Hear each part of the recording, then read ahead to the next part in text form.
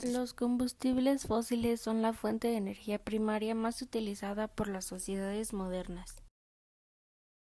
Se le llama combustible fósil a los hidrocarburos, petróleo, gas y carbón. Estos recursos se formaron a partir de materia orgánica proveniente de plantas, microorganismos, bacterias y algas, que mediante la fotosíntesis transformaron en energía química la energía electromagnética del Sol. Esa materia orgánica acumulada hace cientos de millones de años en el fondo de lagos o mares con muy poco oxígeno, luego fue cubierta por capas sucesivas de sedimentos. Así la corteza terrestre funcionó como una gran cocina geológica. Obtención de los combustibles fósiles. Petróleo. El petróleo se extrae mediante la perforación de un pozo con torres de perforación, ya sean plataformas en medio del mar o sobre la superficie terrestre. Si la presión de los fluidos es suficiente, forzará la salida natural del petróleo a través del pozo, que se conecta mediante una red de oleoductos hacia su tratamiento primario, donde se deshidrata y estabiliza, eliminando los compuestos más volátiles. Posteriormente es transportado a refinerías o plantas de mejoramiento.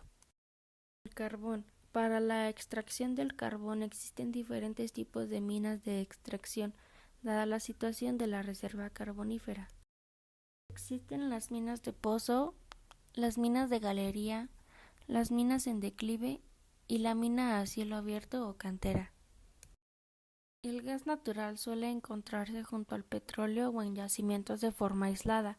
Se accede al yacimiento donde se encuentra el gas mediante el uso de torres perforadoras. Luego es dirigida mediante gaseoductos a las centrales eléctricas o a las plantas de licuefacción. El uso de combustibles fósiles. Los combustibles fósiles son recursos limitados que se utilizan para obtener energía.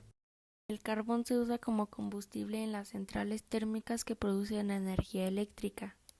El petróleo es la base de un gran número de productos, como son pinturas, disolventes y sobre todo los combustibles. Aproximadamente el 95% del transporte mundial consume derivados del petróleo.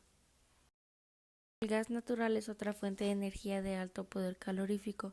Produce menos dióxido de carbono que otros combustibles fósiles. ¿Cómo la química resuelve problemas de contaminación?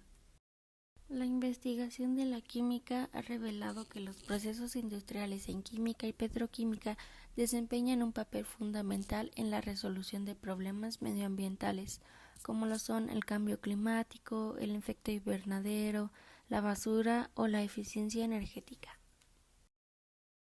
Reacción de combustión. La reacción de combustión se basa en la reacción química exotérmica de una sustancia o mezcla de sustancias llamada combustible con el oxígeno. Puede llevarse a cabo directamente con el oxígeno o bien con una mezcla de sustancias que contengan oxígeno, llamada comburente, siendo el aire atmosférico el comburente más habitual. El papel del dióxido de carbono en la contaminación. El dióxido de carbono es un gas incoloro e inodoro, cuyo origen puede estar tanto en fuentes naturales como en la propia actividad humana. Sus consecuencias son muy importantes tanto en la calidad del aire interior que respiramos como en la contaminación atmosférica y la emisión de gases de efecto invernadero.